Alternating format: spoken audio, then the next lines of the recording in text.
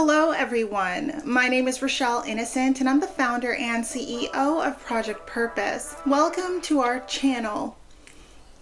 Our community is focused on fostering the intellectual and character development in children. We do this through our parent-child workshops that are focused on 4 themes: autonomy, self-efficacy, compassion, and self-concept, in order to cultivate grit, perseverance, and resilience in each child. And we are so thrilled to be offering one of the first of its kind digital, virtual, and continuous learning environments, enabling parents and children to connect from all around the world. At Project Purpose, our overarching mandate is to renew and rebuild family, community, and relationships. Our different social media platforms provide us with an opportunity to have discussions and to create space for all topics that relate to family, community, and relationships with ourselves as well as with others, with a primary focus on mental health and education. More precisely, the ways that the institutions of mental health and education play a role and have played a role in our societies at large. These discussions and debates provide us with an opportunity to think critically about what needs to change within these structures for us to live up to our bold slogan, support, protect, and empower each child through youth-focused development, better known as leadership in juvenescence. We recognize that in valuing our children's leadership potential, this also translates as recreating and co-creating environments, both socially and politically, that will enable our children to thrive. For those of you who are particularly keen on the topic, we also write thought pieces every other Monday. We actually are dropping a thought piece this upcoming Monday, so definitely be sure to meander over to the website and check out our online content. Now, if it is the case that you're looking for a listening alternative, well, we're available wherever podcasts are playing, and we provided you with access to a few links down below. Now, as is the convention, be sure to subscribe. We're not that great at growth strategy, but if you have taken something from this talk, if you found that you've benefited from it, then definitely join our community, give us a follow, and be a game changer. With all of that said, let's get into it.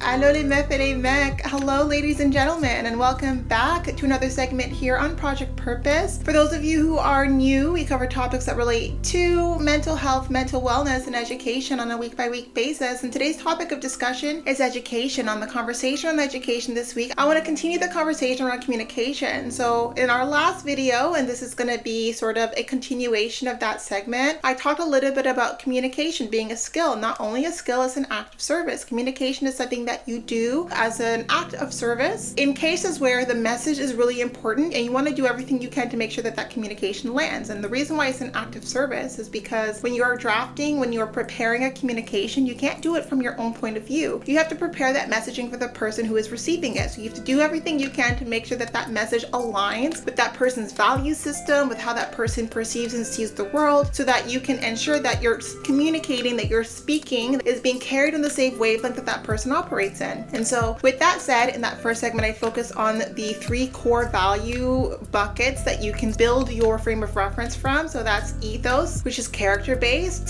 That is when you kind of pull at what that person represents, at the authority that person represents, or that is something that that person has an affinity with. And from that place of ethos, when you're communicating from a place of character, I can consider myself a voice of authority on the topic. From that point, if you're leveraging ethos, if that person has a big value system around ethos, it's less about what that person is saying, but more about who that person is, then you have a better sway, you have a better probability of being persuasive. So that was the first one that I discussed. The second one I discussed was logo. So people were very facts driven. They need the facts and figures. They need it laid out. They need data. They need information structured and cohesive so that they can make an informed decision. So it's really more objective. It's not really pulled by personality or by emotion. And pathos, which is people who are more geared towards making emotionally driven decisions. And so if you want more on that and more of an elaboration on those 3 core value stream buckets that you would establish as a foundation for the communication that you're crafting, that you're building, then definitely take a look at that video. And this now, of course, is just the first step of many steps. In a subsequent step, you want to think about the learning style, the way that that person takes in and absorbs information. And it's really, really important because this is about wavelengths. How we take in information, how we perceive the world around us, it influences the words that we use when we're speaking, speaking, it influences the words that we receive, like the words that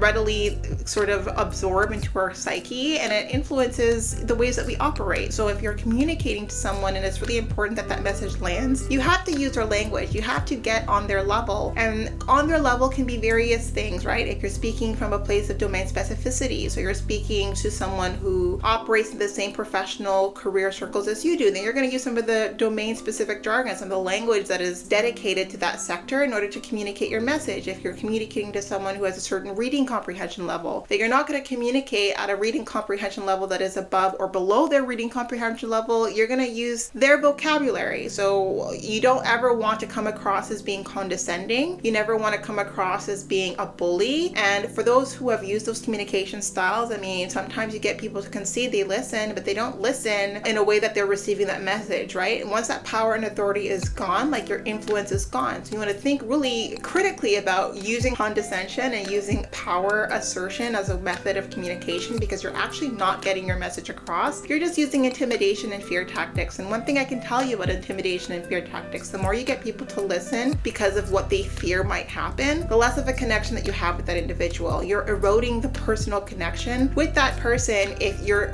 leveraging power and assertion tactics in a way of maintaining a relationship. Once that power and assertion, once the authority starts to shift, and this is the cycle of life, authority and power and assertion, it always shifts and changes. And all you have now is the baseline relationship. If all you have is power and assertion, then you don't really have a relationship. So you want to really be mindful about using that. No one likes someone who makes them feel small. No one likes feeling stupid when they're being communicated to. So if you find that when you get very frustrated, you revert to communicating in a way where you're being condescending, you're wanting to make them feel small, you're wanting to make them feel insignificant, first think about like what that's projecting from. Because a lot of the times people who are condescending themselves don't feel very good about themselves. So think about what makes you feel inclined to communicate to people that way, and then adjust it, because it's not going to build healthy relationships. It's a very toxic trait to speak down towards people, and everyone has value. No one deserves to be spoken down to. And so that is a fundamental belief. And also, if it is the case that you're here because you want to learn how to be an effective communicator, then condescension, power assertion, intimidation tactics, those are not part of your toolkit. Those are submission and subversive tactics that I absolutely do not subscribe to. But what here I do want to talk a little bit about when it comes to learning styles, I did a very thorough video on all of the different learning styles and how you can attribute someone's learning style by the way that they communicate. And so I'm not going to go into detail on the learning styles here. I'm going to link the video, and I want you to check out on all the different learning categories. And when you think about your person or the individuals that you're communicating to, and sometimes you can even extrapolate, right? So people who specific career paths, there are different like rules of engagement. There are specific learning styles that gravitate towards specific careers. So if you're like, okay, well, I'm communicating to a room full of doctors, a lot of the times, like there can be like a pretty significant percentage of doctors who have a specific learning style, and that enables them to gravitate and be successful in that field of work. So this actually does work if you're thinking about, well, okay, like when I'm thinking about my target audience and it's based around a profession, like how do I know what their learning styles are? Their profession can tell you everything you need to know about their learning styles based on the skills that they have in hand and based on what it is that they need to be proficient. Like all of these are different clues that you can leverage to gauge more or less what the learning style is if it is the case that you're building a communication for a group of people and not just one individual. But of course, if you're building from one individual, then there are different tools and tips and tricks to figure out their learning style here as well. And so while I'm not going to get into the specific learning styles in this video, that video has already been created. I have already linked it. I will tell you how to do some investigative work. We're going to do some recon here. And in this investigative work, you're going to gauge what someone's primary and secondary learning styles are. So people always have a dominant and a secondary learning style, and the tertiary one. So the tertiary one is usually a weakness. It's usually the method of learning that is the least successful. And so for me, I'm a kinesthetic visual. A lot more people are visual auditory. In fact, a lot of our marketing, a lot of our schooling, everything is really built for the visual auditory learner. I am not that. I'm a kinesthetic visual learner, which means I am someone who's very tactile. Everything that I do, it needs to be like physically in the weeds, in the mix of things. And so because of that, you'll see that in my language. You'll see that in how I frame my subjects and how I talk about different things. I'm using very hands-on language. My language is very tactile, and that gives you a sense as to like how I perceive the world around me and also how I navigate in the world around me. You're not here to learn about my learning style and about how that translates in how I communicate or how that translates in how I would,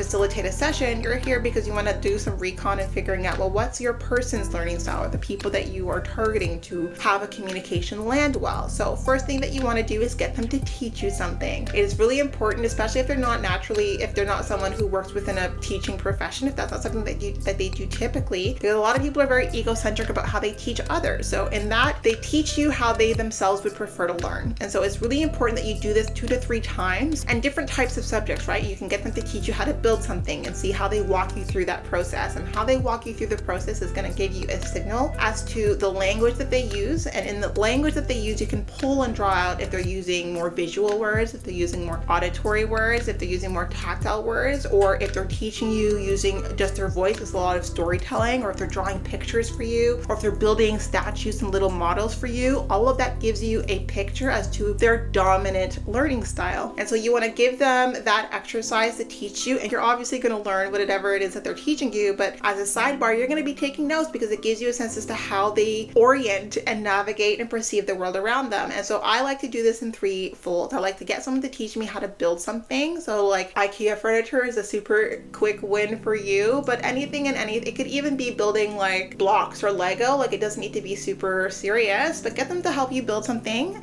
and get them to drive that exercise and see how they walk you through it. And that gives you a strong sense as to their own learning styles as well. People teach the way that they themselves learn. And then let them teach you something philosophical, because it's much harder, it's much more intangible. And so the way that they try to frame a philosophical idea for you, and it doesn't need to be something super complex. It could just be like an idea, a value. It could be a point of view on religion. It could be a point of view on politics, but let them teach you that whatever it is that you've chosen, and be an avid listener. And as you're listening, you're going to start to pull and draw on, because usually when people talk about more abstract, more intangible ideas, they kind of toggle between their primary and their secondary learning style. They're dominant in their secondary learning style. So you can start to pull up the different ways that they're trying to teach you, how they teach you, what their style is. Do they stop and ask you questions? And all of this gives you information as to how they themselves would receive a message and how you can ensure to increase your likelihood of that message landing. And last but not least, you want to get them to show you something that they care about, show you something that they're very passionate about, but then have them articulate why they care, why they're passionate about you. And these forms of expression gives you a sense as to what they value, what it is that they emphasize, like what their attention gravitates towards. And all of that is information that you can leverage to enable you to build a message that is going to land. So what I talked about in the first video about knowing your audience, I really do mean knowing your audience more so in the way that how they think, why they think specific ways, what their value systems are, how they take in information, how they receive information, how they navigate in the world around them, like what influences their perceptions. All of that will give you the core necessity, the core elements that you need to build a message that is effective, that is going to be persuasive and not persistent. And I talked about in our first video that persistence is highly irritating. No one likes to be persistent. Not even the persistent person likes to be persistent. No one likes to be the person who's seen as nagging. And you're only nagging because you don't know how to communicate in a way that effectively emphasizes like why that is an important task for them to accomplish, or why that's important for them to do, or what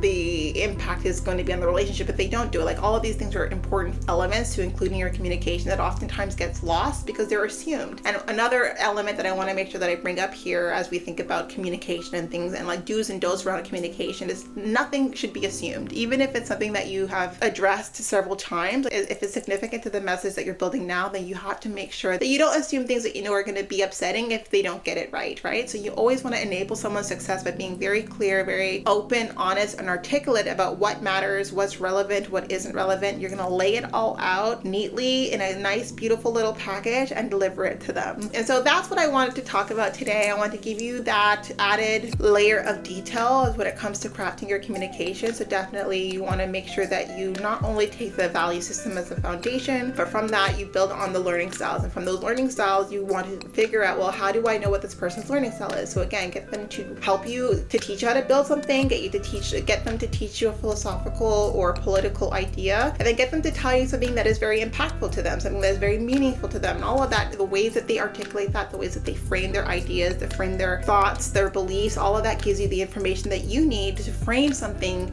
that they themselves will receive. So hopefully that is going to be something that is helpful, that is doable, that you find success with. I would love to hear how that went for you. That's what I wanted to talk about this week, just kind of wrapping up the conversation on giving yourself the gift of feeling heard, because all of of us want to feel heard. It feels so good to feel heard, and I want to give you back that control, because a lot of times we feel so out of our element with the fact that we're not feeling heard, and we feel like we don't have any control over the matter. But with these skill sets, you regain that control, because again, it is your responsibility to feel heard. It is for you to do the work, the heavy lifting and crafting a message, which is an act of service. And the reward with doing that heavy labor, that heavy lifting, is that you feel heard at the end of the day, and you're keeping that highway of communication, that bilateral like communication open, building connection, bonding, establishing and reestablishing that connectivity between you and the person who it was important for them to hear the message that you yourself have to share. So that's the gift that keeps on giving in this Christmas season, because I'm definitely releasing this video in and around Christmas time. So hopefully that is helpful to you. And if you want to delve in more and cultivate more soft skills, the kinds of skills that enable you to cultivate self-mastery, to cultivate a deeper understanding of who you are, like self-discovery, then definitely take a look at our package plans. We offer the opportunity to do skills-based, soft skills-based workshops twice a month, every month for the foreseeable future. So we do have our roadmap for 2025 posted online, so definitely check that out. Join our game changer community, and we can delve deeper into those conversations around self and self-discovery in those sessions. Now, as it relates to my stalking situation in and of itself, no information for you as yet, but you will be the first to know